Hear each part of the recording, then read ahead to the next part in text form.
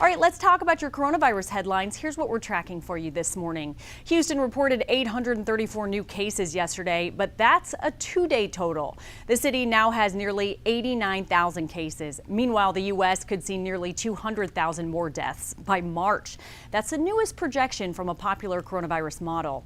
Right now, the country's death toll stands at 242,000, and more major cities are putting new restrictions in place now. Chicago's mayor announced a 30-day stay-at-home advisory starting on Monday.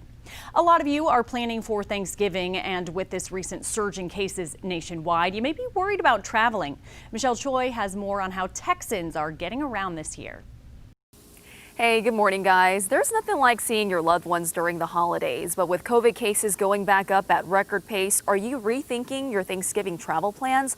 Well, you're not alone. Normally this time of year, many of us would be bracing for this: crowded airports. Well, this year, AAA predicts holiday air travel to be down nearly 50%, the largest drop in history. Another blow to an already struggling airline industry. The numbers for traveling by car this Thanksgiving isn't as bad. AAA predicts 3.8 million Texans will hit the road. However, that's still 5% less than last year. This comes as Texas reached a grim milestone this week, becoming the first state to hit 1 million coronavirus cases.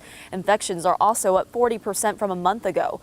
Nonetheless, travel experts say some people will still travel this holiday, mostly by car. Overall, we're predicting that folks will be traveling shorter distances for the Thanksgiving holiday, as well as shortening their trip. Here in Houston, Mayor Turner has been urging Houstonians to stay home this Thanksgiving and celebrate safely. He even held a virtual town hall yesterday about surviving the pandemic during the holidays. Guys. All right, Michelle, thank you. Thanksgiving less than 2 weeks away. Do you have your turkey yet? And if you are visiting family for the holiday, how safe are your plans? The CDC says the lowest risk is a virtual celebration with anyone who doesn't live with you. And if they do live with you, experts still recommend limiting in-person interaction. Now, if you do attend an event, let's break down your risk of exposure. Georgia Tech put together a map tracking your risk based on your county. For Harris County, if you go to a gathering with 50 people, there is a 42% chance that someone there will have COVID-19. But with just 10 people, that risk drops to just 10%. If you want to take a closer look, you can find this tool and the latest coronavirus headlines for you on KHOU.com. New this morning, China congratulated President-elect Joe Biden on his victory, saying, quote, "We respect the choice of the American people." Up until now, China had not acknowledged Biden's win.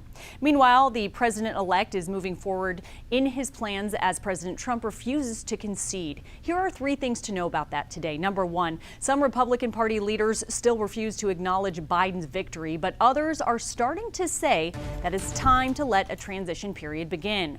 Oklahoma Senator James Lankford says that he'll intervene today if Biden doesn't start to receive intelligence briefings. But it's not clear what he'll be able to do, since it's up to a Trump appointee at the General Services Administration. Number 2, Georgia will start its recount by hand today. Biden is currently leading there by more than 14,000 votes. Officials say this audit will prove that the system worked. And number 3, President-elect Joe Biden is planning to fill other key jobs in his administration. His chief of staff says that Biden is preparing to announce a COVID coordinator. Now